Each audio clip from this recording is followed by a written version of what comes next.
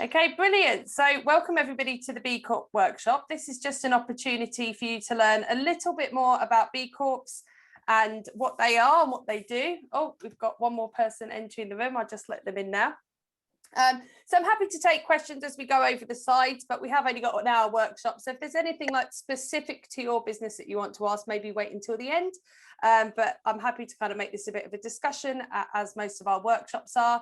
And as this is being recorded, it will be shared as a private YouTube channel to Better Business Network members at the end. Okay, so what we're going to cover today is how business is moving forward. What are B Corps? So what's the history of the B Corp certification and the different areas of the B Impact assessment. So you'll be discovering the 5 areas of the assessment and how other businesses are approaching the B Corp certification. So some of you who've been to my sustainability as a sales tool workshop will have already seen this slide before. This is a slide that's talking through almost how business has changed over the years. So I'll just touch on this very, very quickly. But lots of people might not be aware that weekends only started about 100 years ago. And the reason for that was because of unions and trade unions, which basically were making businesses consider what their social impact were. And we've only really in the last 50 years started to look at the environmental impact of businesses. So B Corps is something that's kind of going on to the next stage of that. And we're starting to look, like with the United Nations Sustainable Development Goals, what the social and environmental impact of all businesses are, not just businesses in specific sectors, any for-profit company. That's something we're starting to look at now.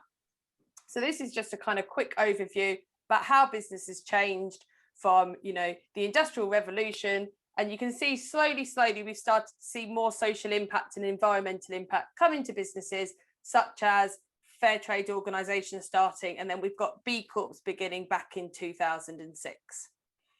So other dates people often would put in is, putting in discussions around, slavery, equal pay, civil rights, Wall Street, businesses having to work with social media. So I'm not saying that this is an exhaustive list of what's happened in the last 500 years. I'm just giving you a bit of an overview just to kind of wrap your head around how business is constantly evolving beyond just having to be something that's making money, which were what kind of businesses were hundreds of years ago. That was kind of the main purpose. So the challenges businesses are facing at the moment, these are the main challenges I would say that businesses are facing in 2021. You may agree with me on these. There may be some that you disagree with. I definitely think there's challenges here that all businesses are facing, and then there's other challenges that maybe just specific industries are facing. But I'd like you to just have a think about this in regards to your own business or the industry that you work in if you're here as an employee. What challenges do you think the business that you're working in is facing the most out of these?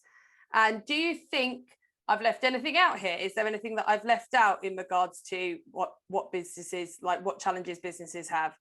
So, there's things here like occupational burnout, which, I've had a conversation with quite a few people recently about, feeling burnt out, feeling that we need to be opening up, and now everything's opening up again. There's even more pressure as business owners to kind of get moving and start making more money. And how does that affect our staff and our team? So these are just some of the challenges businesses are facing at the moment. So again, similar slides to the Sustainability as a Sales Tool workshop. We're talking about how business is evolving, and this is where B Corps come in. So for those of you on the call that weren't at that workshop, we talk about B Corps looking at stakeholder values in businesses. Now, a shareholder of a business is somebody that owns a portion of that business and has a say in how that business is run. So often that's a board of directors or perhaps the founder of the company. And you will have seen also that there are businesses that sell shares of their business and people can get voting rights for it. So that's what a shareholder is. It's someone who owns a portion of that business and therefore has a vested interest, financial interest in that business making money. The idea of stakeholder value, a stakeholder is anyone affected by that business. So for the example of Celia for the Wellbeing Farm, it's not just people that work at the farm, it's their families, it's the people in the local community who might be affected by traffic in the farm that coming to the farm, it's people on the local council, it's, you know, people living in the surrounding area, it's other wedding businesses are going to be affected by Celia's business. So there's lots and lots of kind of different people who can be a stakeholder in a company. And the idea is that business is now evolving to not just be thinking about the shareholders of the company, but they also need to be thinking about the stakeholders of a company. And that's where B Corps come in. So B Corps are created, the B Corp certification is created by a non-profit organisation called B Lab, which is a global movement of people using business as a force for good. Their vision is that one day all businesses will compete to be the best business in the world, and as a result, everyone in society will enjoy a more shared and durable prosperity. So B Lab's a non-profit organisation that has created the B Impact Assessment, which is the assessment tool that businesses can use for free to measure their social and environmental impact. And my role in kind of that kind of organisational structure is I'm a trained B leader, which means myself and also Ben from the Better Business Network have been trained by B Lab to help people through the assessment. So while businesses can do the assessment on their own, lots of businesses choose to go through the assessment with a B leader because we can help a business get to the 80 points that they need to become a B Corp.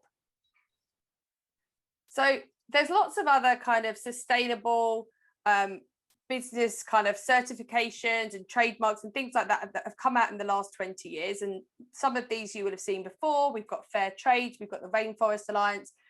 And the idea is that certified B Corps cover all for-profit companies. So while there's certifications that people can get for their specific industry, so for example, Fair Trade is more based towards like food and drink. FSC is obviously paper and goods like that. B Corps are for any for-profit company. So even if the company is a social enterprise or a community interest company, they can still become a B Corp as long as they're a for-profit company and they're not a charity. So the great thing about B Corps is it covers everybody. So it's easy for anyone in any industry or sector to think about how they might be able to become a B Corp.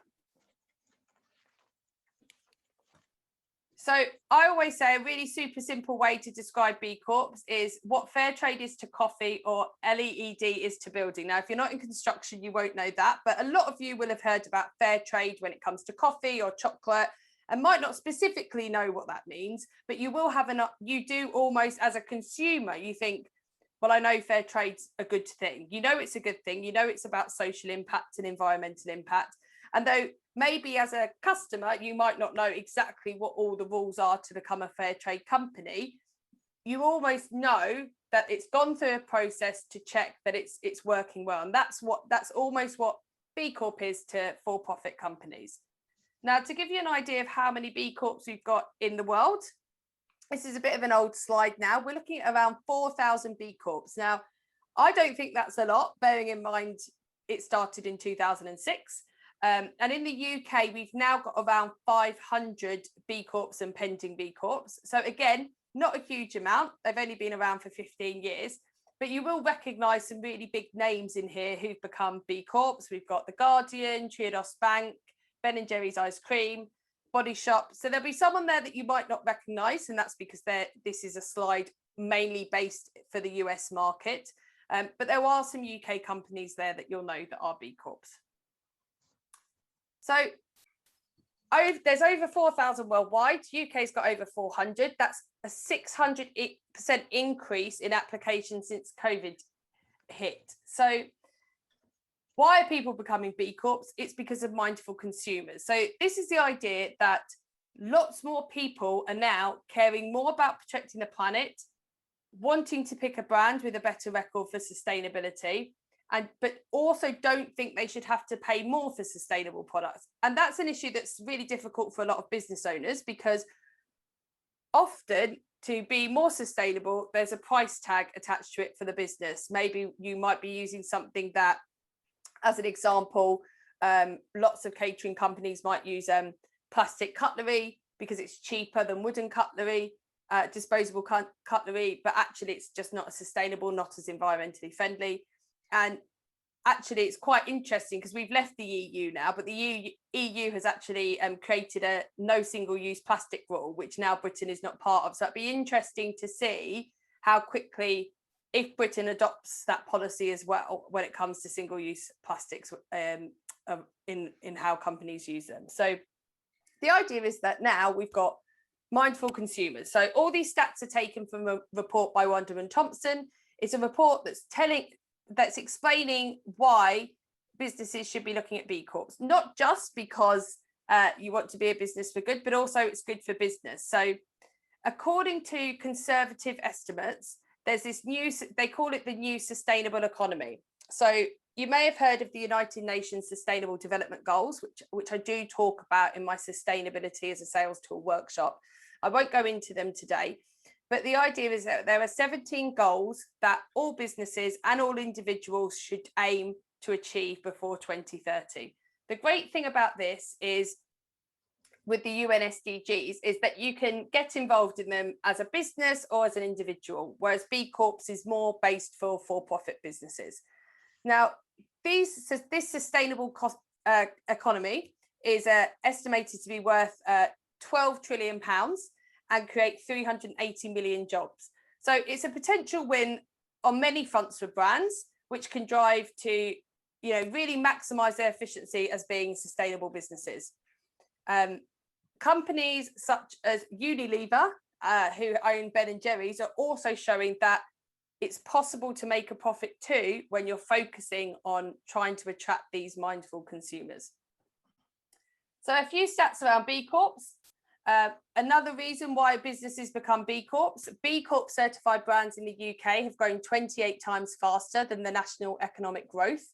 That's according to the Office of National Statistics. So that's a research done by BLab UK using data from the Office of National Statistics on all the brands that were B Corp during 2018 and comparing their growth rate to non-B Corp businesses. And the other stats I've got here are from some Patagonia research which has been done, which are that 63% of B Corps are more likely to survive a recession.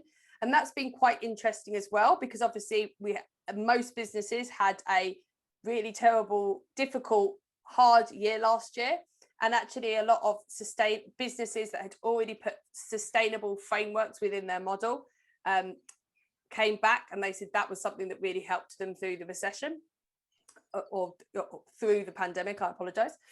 And another interesting one here, which I come across a lot when I'm talking to businesses about why they need to look at their worker benefits, which is part of the B Corp assessment, is that engaged employees are 3.5% more likely, 3.5 times more likely than their unengaged counterparts to invest personal time in innovation and company problem solving.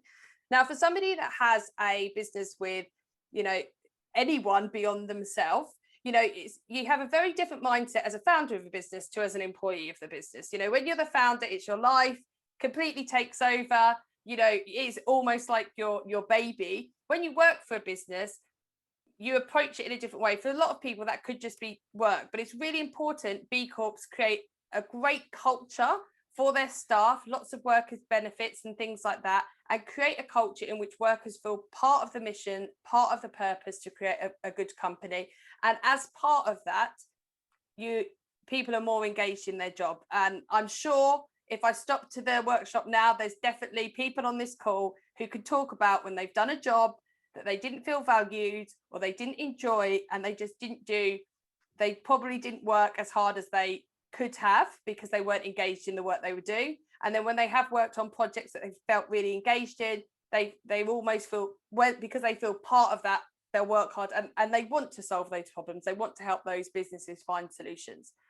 So I found that quite an interesting one, because I certainly love working with the brands that I work with. I love my job. So therefore, I do think I kind of always try and work a lot harder to make sure that I'm trying to create the best experience for the people that I work with. So these are the areas of the assessment.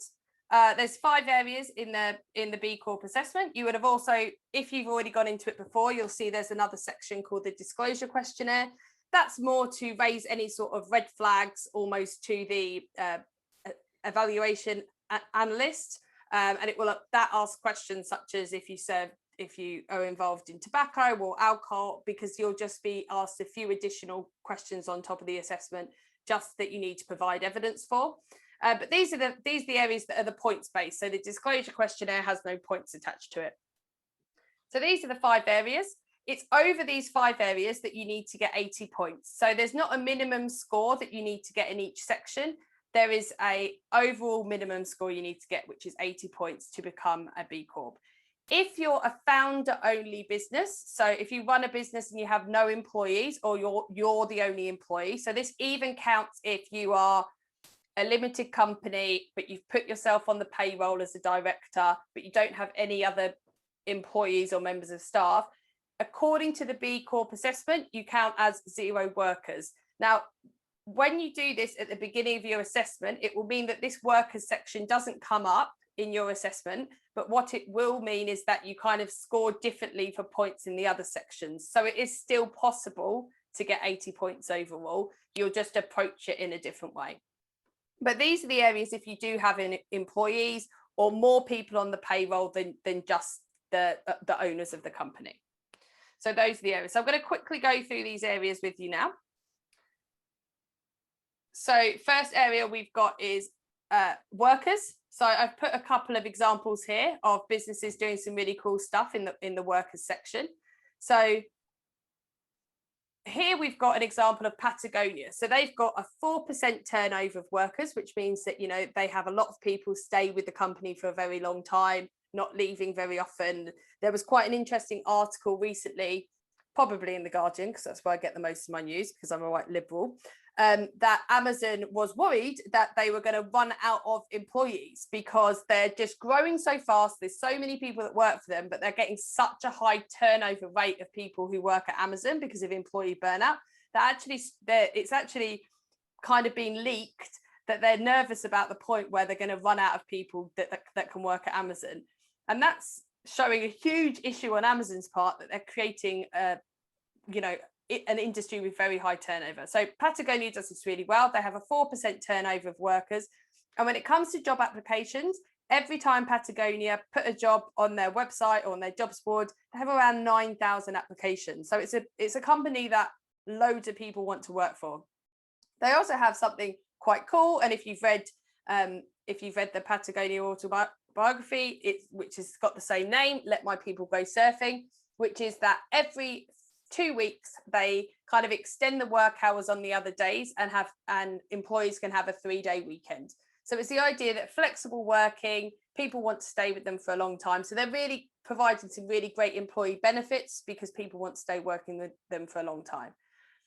Here I've got a picture of a life coach. So there's a company in Manchester called Social Chain, which is a social media agency, and they have something called opt-out life coaching appointment every month for its employees, which means that every single month their employees have an appointment with a life coach, which they can talk to about work or other pursuits, whatever they want. It's completely confidential. It's an hour that's put into their diary every month. And if they don't want to take that hour, that paid hour for themselves, they have to go to HR and give a reason why. Now, they originally had done this as an opt-in service, but they were finding that not many people were kind of taking up the offer of this kind of free life coaching. So they switched it round to opt out, and they found that it's probably about 95% of employees are taking part in that process every month. We use sites at Better Not Stop in the past, like Do Nation, which allows you to implement and measure positive action in your workforce, such as cycling to work, eating less meat, taking the bus or the train instead of the car into the office every day.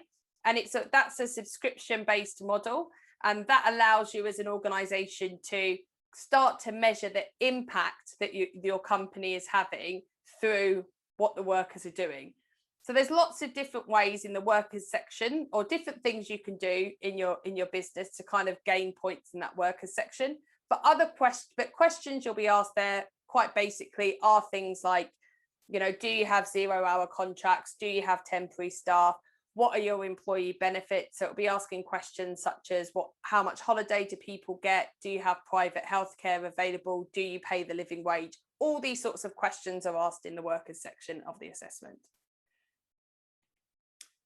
Customer section of the assessment. So this is about how are you treating your customers of your business. So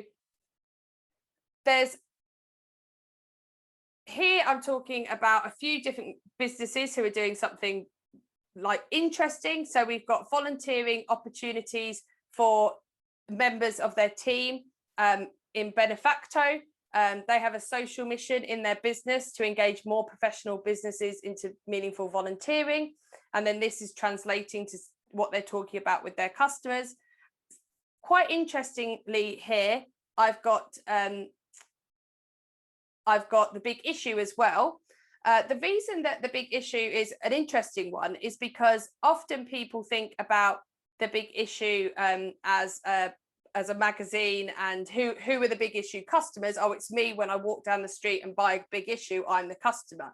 But actually, that's not how the big issue is set up. The customers of the big issue are actually the in-need populations. It's the people that are buying the magazines from the big issue and then reselling them are the big issue's customers.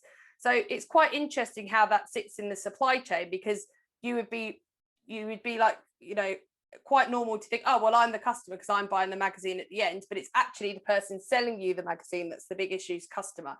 And what they're doing quite interestingly there is they're serving in-need populations with their product, and they're also supporting a purpose-driven enterprise, and they're encouraging people in that in-need population to get involved in arts, media and culture.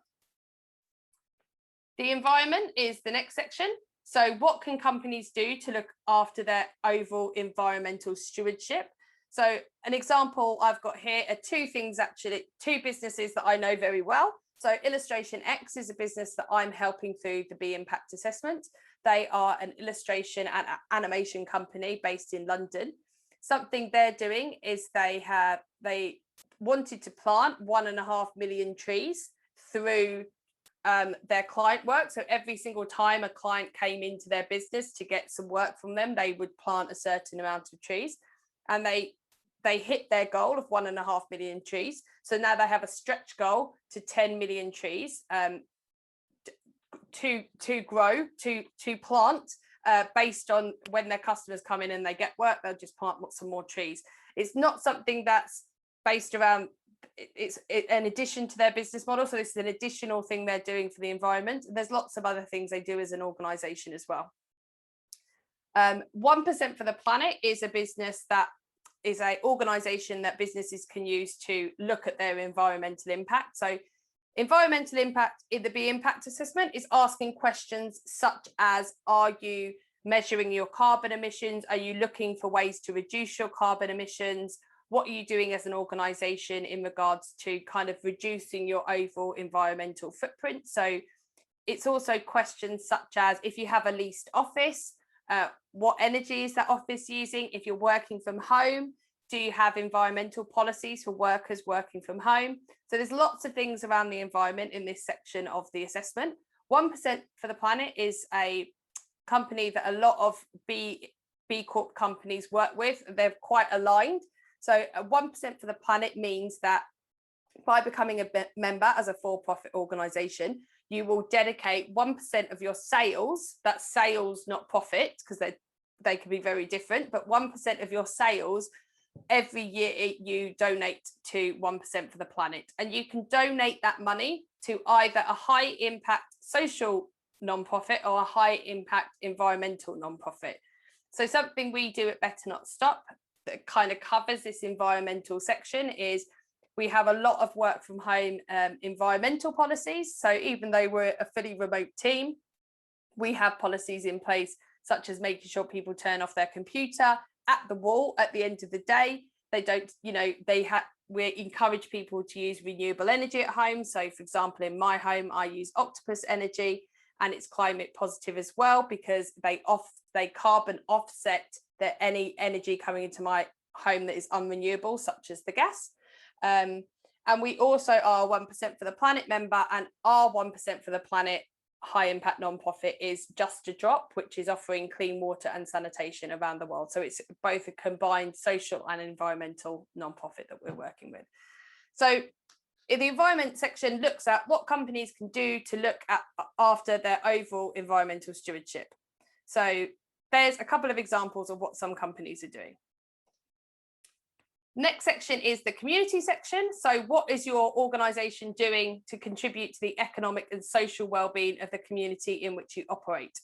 So I've got two examples here to give you. Tech Nations of Boston is B Corp's highest rated in the community section of their assessment, and they've won awards for that over the years.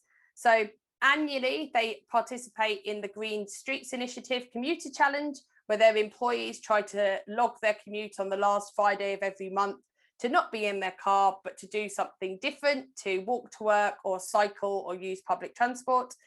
They also offer regularly scheduled roundtable events in their local area, so a free resource for the local nonprofit community to get together and get tech support from them. They also use their space. They give up their space every month for nonprofits to come in and use. And they do lots of other things like that, like co-hosting events with other local companies to encourage people to shop and spend money in the local area.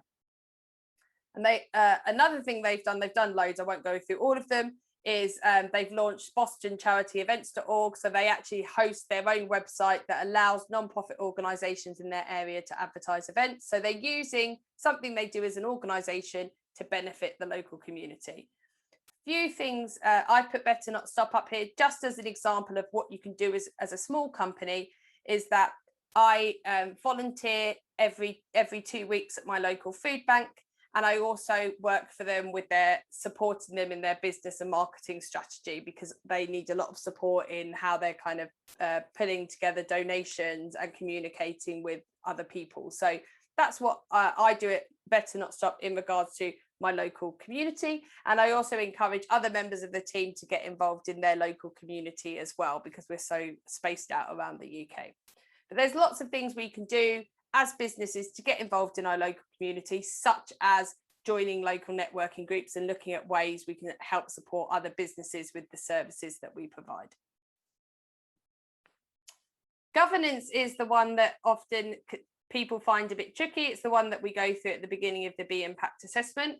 It's looking at what companies can do to enhance policies and practices pertaining to its mission, ethics, accountability, and transparency. So this firstly is looking at, when you're looking at that company's mission as an organization, what does it have social and environmental goals in what it's trying to do as an organization? Now, I'll go back to the example of Illustration X. It's an illustration company and animation. So it's not something that you're like, well, this is a company that's been created for any particular kind of social or environmental goal. But they have included within their mission statement that their mission as a company is to plant 10 million trees as soon as they can. By 2030 they've put, but who knows how long it will take them. But that's in their mission statement. That's a goal, and that's an environmental goal they have as an organization, and they weave that into all different like structure of its organization. So it's within their performance reviews as employees, what are we doing to try and make this 10 million trees happen, and things like that. So it's looking at, does your organization have social and environmental goals? Can you create some for your organization? And can you make sure that weaves through all areas of your organization, and it's just not just something nice you say in your mission statement, but something that is going to be affecting employees all along the way on their journey.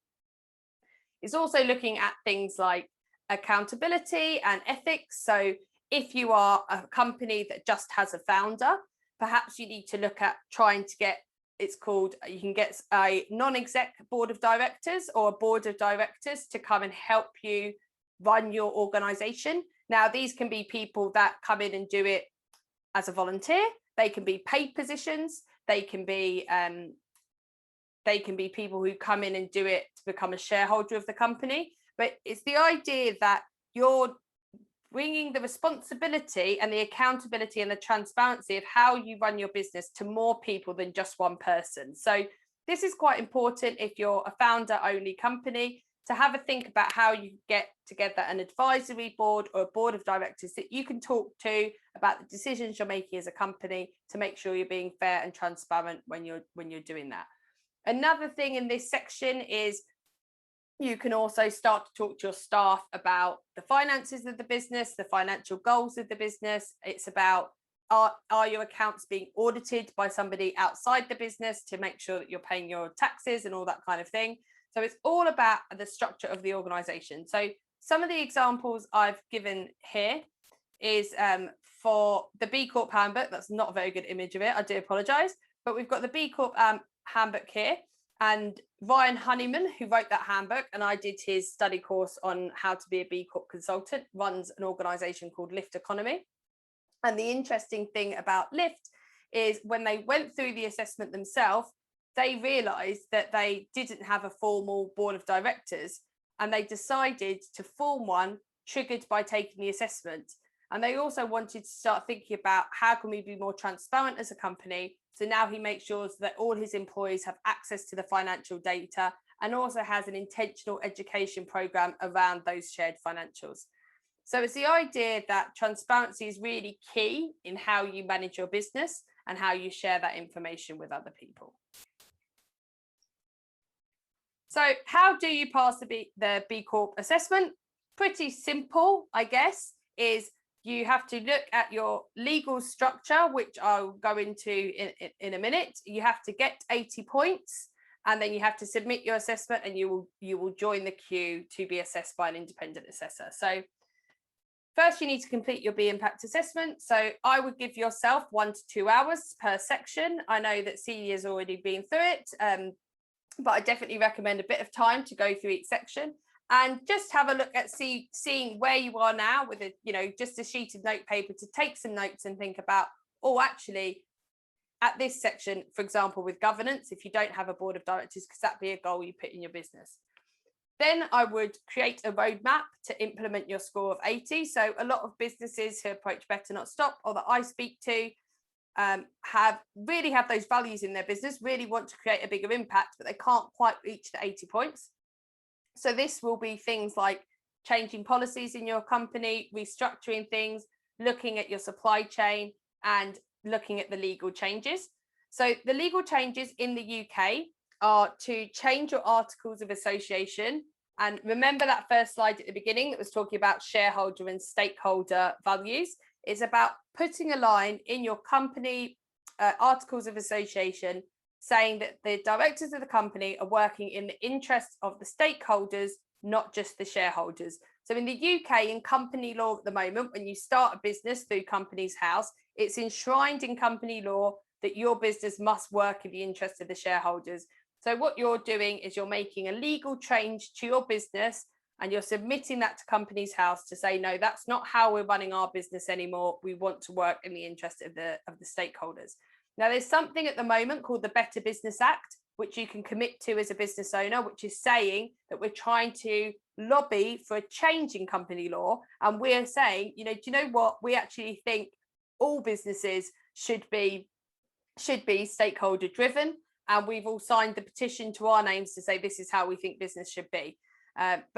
So what B Corp is doing is it's saying, it's great that you've got your intentions as an organisation, and maybe you've got a director who's really into B Corps, but what we don't want to happen is the owner of the company leave, or the director leave, somebody else come in and change the organisation to be more shareholder driven. So it's the idea that if it's written in the company law, that you've then got a legal requirement to work with social and environmental impact. And then once you submit it, you need to wait for the certification interview. So at the moment, that's taking an incredibly long time. So it's a £250 submission fee to submit your assessment. And then at the moment, it's an 8-month wait for an independent analyst to have a look at your assessment. And then that process could take up to 21 months from submission to certification. So it's a really long time. So to try and speed that process up for you as an organisation, it's really important to make sure that while you're waiting for that interview, you're making sure all your internal procedures are right. You've educated your staff about what being a B Corp is. You're thinking about how you're going to communicate this to your customers and your clients and internally, and also making sure all the evidence that is proving that you've got these 80 points is within your assessment and attached, because then that will mean when that evaluation analyst comes to it in 8 months' time, hopefully when they're going through the verification and the evaluation, which can take up to 3 months, you've already got all that information for them. So rather than it be a back and forth tennis conversation, they don't need to, because you've already put everything on there for them. So a couple of things to consider if you are thinking about going through the B Corp assessment with your business is your business will be scrutinised. So there's no point submitting an assessment and thinking, oh, well, maybe in 6 months I'll have it all in place and then no one's going to come and look at it for 8 months anyway. No, they're going to expect you to have this all in place when you submit. So there will be potentially a little bit of work you've got to do before you submit your assessment. There is a bit of a potential threat to your profit short term. Now, the reason for this is you're probably going to have to invest some time and money into becoming a B Corp. So not only are you going to have to invest your time as a business owner in completing the assessment, maybe you might need a B leader to help you. Maybe you might need to implement new policies and procedures that are going to cost the business operationally. So, for example, if you've decided to improve your employee benefits, or if you started to improve your charitable donations or things like that, there's obviously going to be a financial cost to your business. And if you're not able to communicate that to your customers, that you're a B Corp for, potentially 12 months to a year, it's just something you need to be considering.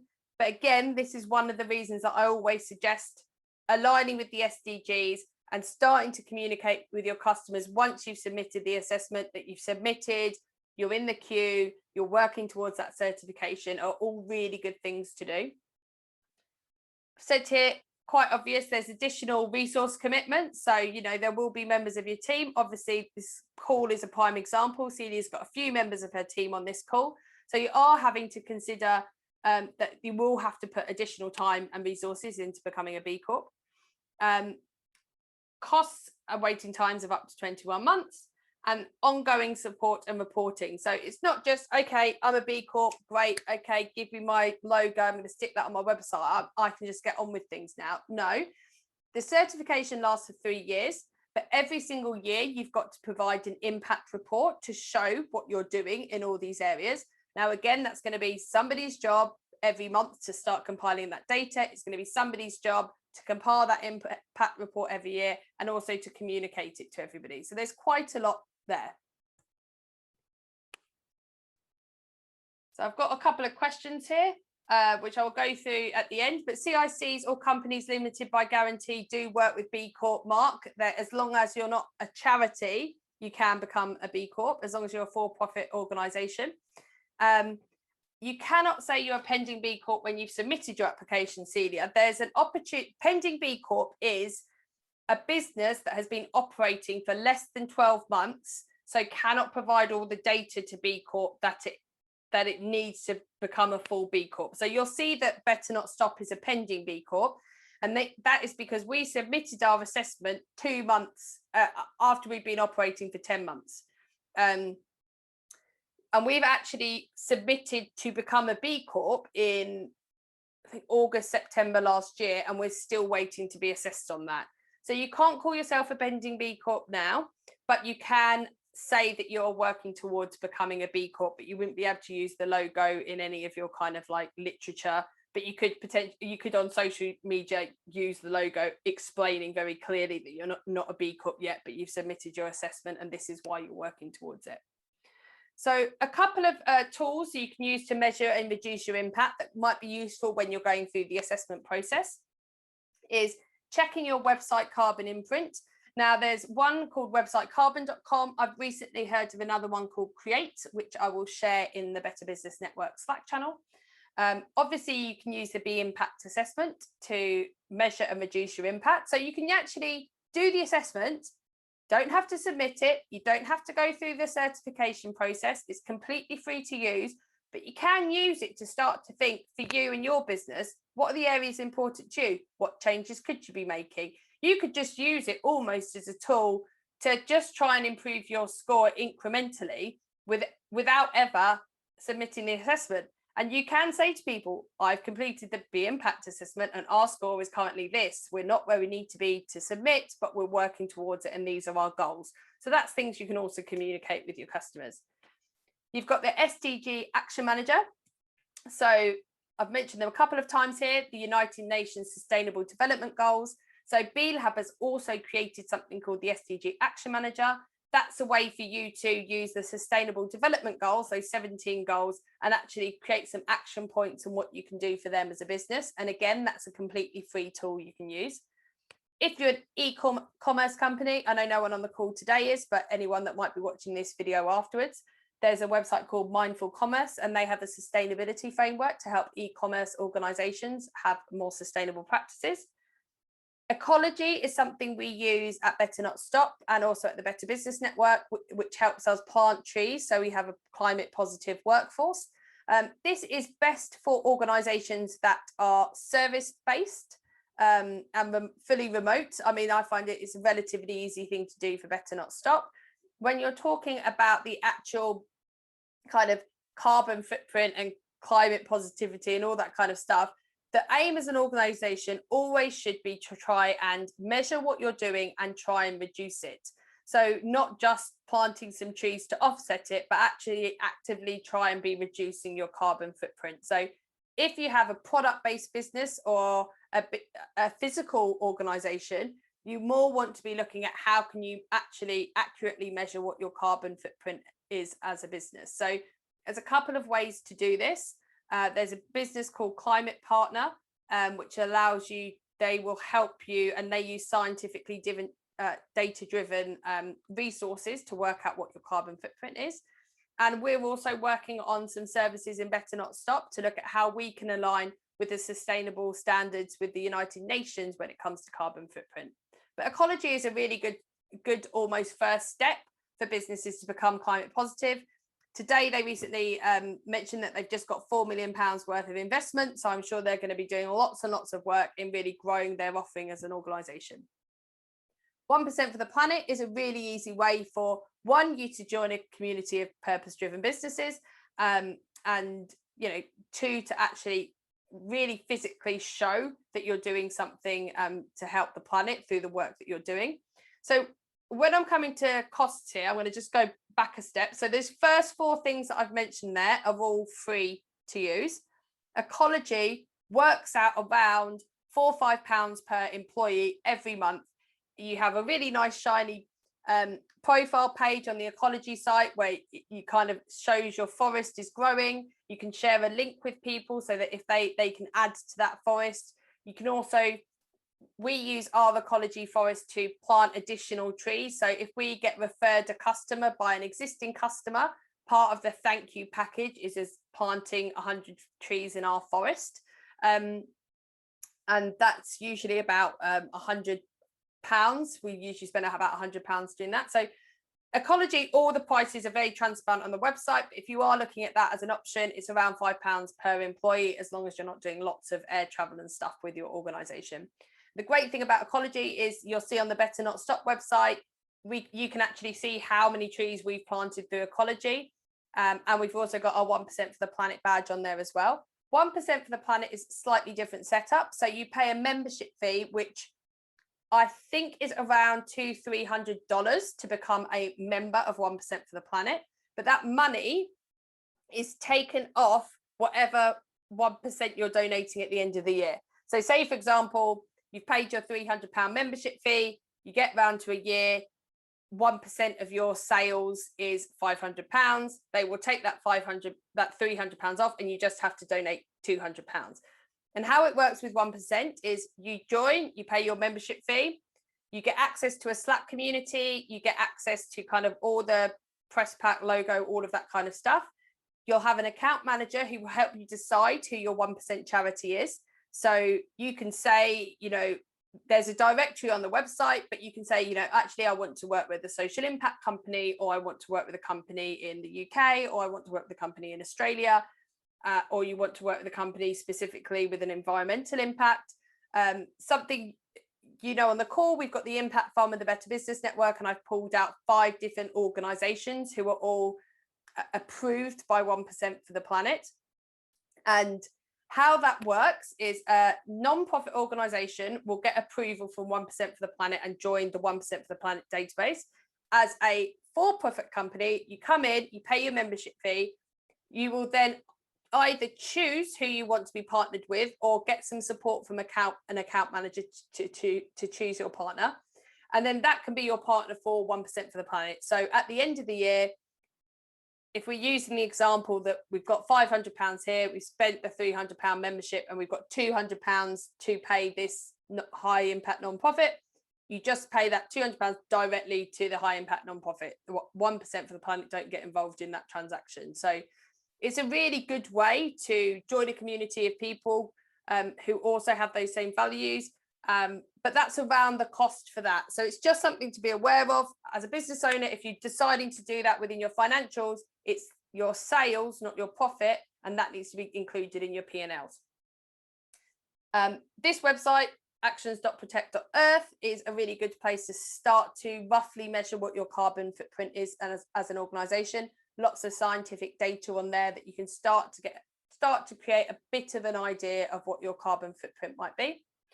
And some really simple things you can do is start to think about what supplies do you already use that you could change that are going to have a better social or environmental impact. So my internet supplier is a B Corp, Zen Internet, UK based. My energy supplier is a B Corp, it's Octopus Energy.